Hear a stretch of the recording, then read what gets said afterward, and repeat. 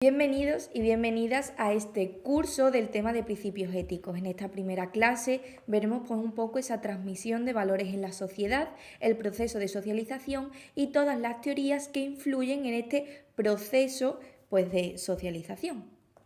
En primer lugar, tendremos que saber qué es la socialización. Pues la socialización es un conjunto de interacciones entre los individuos, a través de las cuales aprendemos pues, comportamientos, normas, valores, creencias, que nos permiten adaptarnos a la sociedad.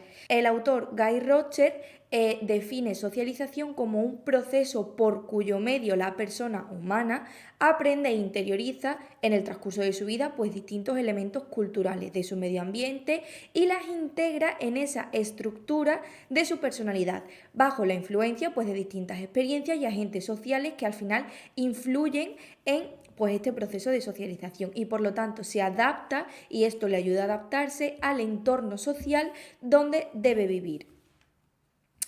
Dentro de los conceptos de socialización tenemos estos tres conceptos claves. En primer lugar, el aprendizaje formal, que va a ser aquel que se da de manera intencional dentro de lo que es un proceso institucionalizado, reglado y pautado. Pues, por ejemplo, primaria, secundaria, la ESO, bachillerato, etc. Luego tenemos el aprendizaje no formal, que no es lo mismo que informal. Ojo, el aprendizaje no formal será aquel que es una actividad educativa organizada, pero que queda fuera de ese sistema educativo reglado. Por lo tanto, pues no se tiene así ningún tipo de certificado. Por ejemplo, pues cualquier taller o seminario, extraescolar, etc. Y luego tenemos ese aprendizaje informal, que es el de la vida cotidiana, que no llega a ser un aprendizaje estructurado y que no se evalúa, que entraría pues dentro de ese también el autoaprendizaje. Por ejemplo, pues aprender a caminar, a hablar, etc. Tipos y etapas de socialización. Pues tenemos tres tipos de socialización, la primaria, la secundaria y la terciaria. ¿Cuál es la socialización primaria? Es esa sobre las que se sientan las bases de la personalidad. Por lo tanto, se da durante la infancia y es una etapa donde se interiorizan elementos importantes en la socialización, como puede ser pues, el lenguaje, caminar, etc. Se produce un fenómeno que es el de la enculturación, es decir, el individuo va a aprender las normas, las creencias y las tradiciones dentro de una cultura. Los agentes de socialización principales pues, van a ser la familia, al final es ese grupo primario más importante en nuestra infancia. Y los estilos educativos que tenemos los padres autoritarios, los permisivos y los democráticos o autoritativos. Luego tenemos la socialización secundaria. Tenemos que aquí ya se produce una interiorización de valores y normas específicas y como que se forman esos aspectos básicos de la personalidad. Esto no quiere decir que la personalidad termine de estar formada por completo. No, al final va a ir modificándose poco a poco a través del aprendizaje y será desde la adolescencia hasta la adultez, hasta la edad adulta. ¿Cuáles son aquí los agentes de socialización? Pues no son muchos y al final no van a coincidir lógicamente con la socialización primaria porque aquí influye mucho todo tu entorno social del instituto, la universidad, los amigos, que también es la familia, pero queda más delegado a un segundo plano. Y luego, por último, tenemos la socialización terciaria. Aquí vamos a ver una relativización de lo que hemos aprendido dentro de un contexto vital geográfico, donde vamos a abandonar muchas de las conductas que habíamos aprendido, por lo que se puede decir que se produce cierta desocialización, fruto pues al final de la pérdida de grupos sociales que en su momento eran muy importantes y que ahora dejan de tener esa importancia. Por lo tanto, va a llevar esto al aprendizaje de nuevas conductas que van a posibilitar pues la adaptación a nuevas circunstancias que nos rodeen. Esto pues sobre todo ocurre en la adultez, en la edad adulta. Por lo tanto, se produce un fenómeno de transculturalización. ¿Qué quiere decir esto? Que cuando el individuo cambia de sociedad, aprende pues sus nuevas normas, creencias, tradiciones distintas de las que tenía en un primer momento. ¿Cuál van a ser aquí los agentes de socialización? Pues sí que es verdad que al final en la edad adulta no tienen una influencia tan arraigada y tan directa como en la socialización primaria y secundaria, por lo que en general no se suele decir que haya agentes de socialización, si bien al final pues es muy importante tu grupo de amigos, en el trabajo, la familia, etc. Teorías principales del desarrollo. Pues en primer lugar tenemos la teoría de los estadios psicosexuales de Freud.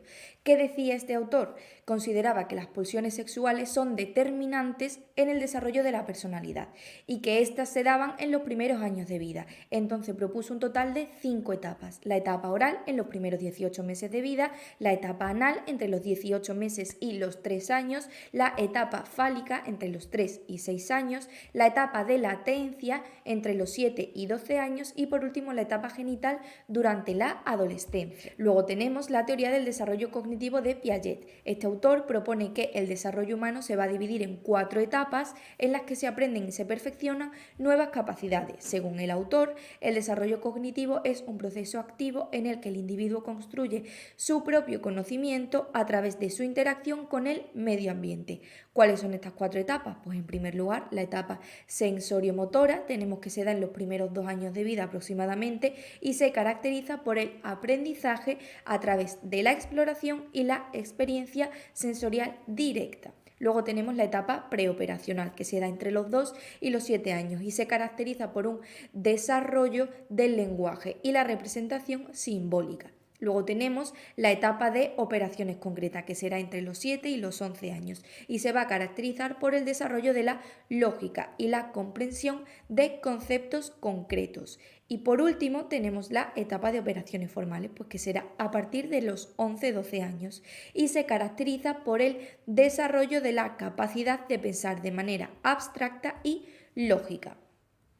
Luego tenemos la teoría del desarrollo moral de Kohlberg. Este autor propone que el desarrollo moral del ser humano se divide en 3 niveles, donde en cada nivel se caracteriza por un conjunto de características y formas de pensar que son muy específicas dentro de cada nivel.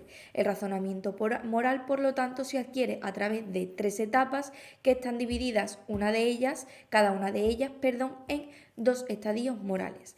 En primer lugar tenemos el estadio preconvencional, también denominado como premoral, es decir, se da en la infancia y se caracteriza por esa obediencia a las normas y las consecuencias inmediatas. Luego tenemos el estadio convencional. Este se va a dar durante la adolescencia y se va a caracterizar por ese deseo de ser aceptado, de ser integrado, incluido por los demás y de seguir las normas sociales. Y luego tenemos el estadio postconvencional, que es el de principios, que se da al final en la adultez y se caracteriza por el desarrollo de principios morales universales y la capacidad de cuestionar las normas sociales.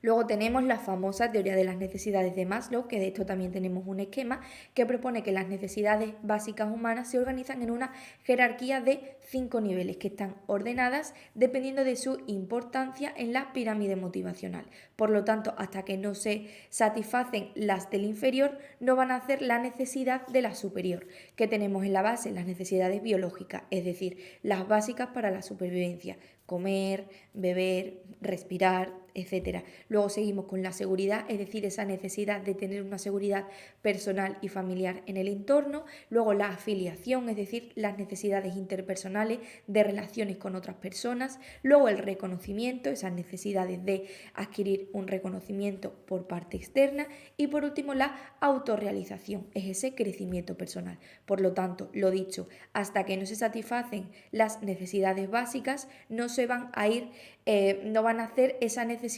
superior. Luego tenemos la teoría del aprendizaje social de Bandura. Tenemos que este autor considera y demostró que el proceso para adquirir conocimientos, habilidades y actitudes se da a través de la observación, la interacción y la colaboración con otras personas, a través de la observación y la imitación. ¿Cuáles son los elementos clave? Dentro de ese proceso de adquisición de la conducta tenemos la atención, que está muy influido por características del modelo, la situación, el refuerzo, etc. Por ejemplo, le prestas más atención a Messi para aprender una conducta de jugar al fútbol que a Manolo, que no lo conoce nadie, por ejemplo. Luego tenemos dentro del proceso de ejecución la reproducción, que al final es: tú primero atiendes, ves lo que hace la otra persona y luego reproduces lo que esta persona hace, es decir, el esquema de la acción. Es necesario contar con las capacidades físicas, lógicamente, para poder realizar esta conducta. Por ejemplo, jugar a fútbol y practicar las jugadas que tú has visto que Messi realiza. ¿Qué es muy importante dentro de la reproducción? La motivación. Al final es un valor funcional de la conducta aprendida y va a depender de los distintos incentivos. Por lo tanto, para ti, por ejemplo, va a ser importante ganar el partido, meter el gol, por lo tanto estás muy motivado para aprender y para practicar el deporte.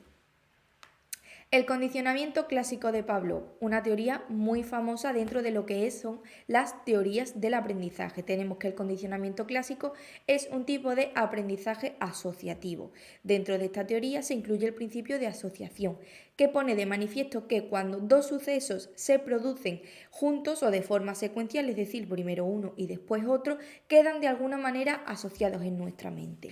¿Cuáles serán los componentes principales? Pues en primer lugar tenemos el estímulo neutro, que será aquel que no genera por sí solo ningún tipo de respuesta. En este caso, pues una campana que suena. Luego tenemos el estímulo incondicionado, que es aquel que se genera por sí solo una respuesta fisiológica en el sujeto. Es decir, cuando el perro ve la comida, saliva. El estímulo condicionado será aquel estímulo que inicialmente era neutro, pero que después de someterse a un condicionamiento acaba generando una respuesta en el sujeto. En este caso, en un principio vemos que la campana no produce ninguna consecuencia en el sujeto, pero cuando empezamos a tocar la campana y darle directamente la comida al perro, este empieza a salivar. Por lo tanto, cada vez que suene la campana, el perro salivará. Y por lo tanto, pues tenemos que ese estímulo incondicionado será esa campana que suena y que produce directamente en el perro la salivación. ¿Cuál será la respuesta incondicionada? Aquella que se genera al presentarse el estímulo incondicionado. Es decir, te enseño comida, el perro saliva. Y por último, la respuesta condicionada, que será esa respuesta que se aprende después del condicionamiento y que va a estar provocada por ese estímulo condicionado. Lo que hemos dicho, cuando suena la campana, si al perro se le da comida, cada vez que suene la campana sin ver el perro comida, va a salivar.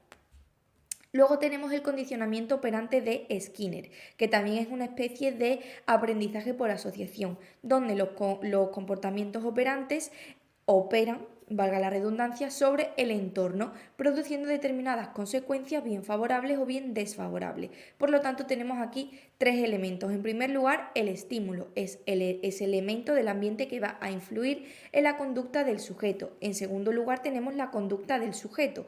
Y en tercer lugar, las consecuencias, que es el resultado de la respuesta. Por ejemplo, si ponemos a una paloma dentro de una caja y cada vez que clique un botón se le da comida, tenemos que el estímulo, por así decirlo, será ese botón. La respuesta, que es la conducta del sujeto, es que la paloma va a clicar el botón y la consecuencia será que una vez que clique el botón se le da comida. Dentro de estas consecuencias tenemos el refuerzo, que puede ser positivo, es decir, añade algo bueno en la conducta, o negativo, elimina algo malo de la conducta, y luego tenemos los castigos, que también los tenemos positivos, por ejemplo, añade algo malo a la conducta, y negativo, que es que elimina algo bueno de la conducta. Cuidado porque esto puede ser un poco lioso.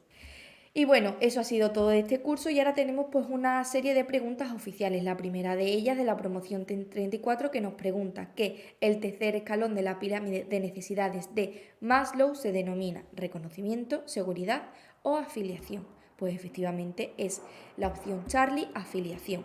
Luego tenemos de esta promoción 34, según Lawrence Kohlberg, todas las personas pasamos a lo largo de nuestra vida por varias etapas, llamadas los estadios morales. Estas etapas están divididas en 4 niveles con 2 estadios cada uno, 3 niveles con 2 estadios cada uno o 2 niveles con 2 estadios cada uno. Hemos visto que son esos 3 niveles con 2 cada uno.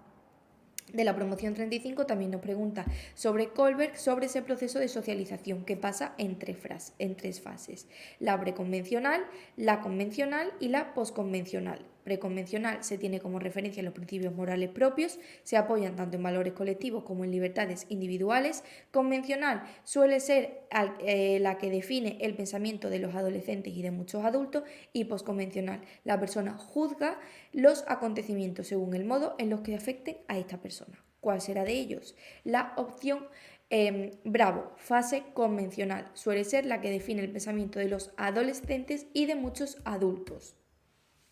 Promoción 36. El comportamiento antisocial se adquiere por observación, imitando modelos cuyos resultados son recompensados de manera positiva o evitando los negativos.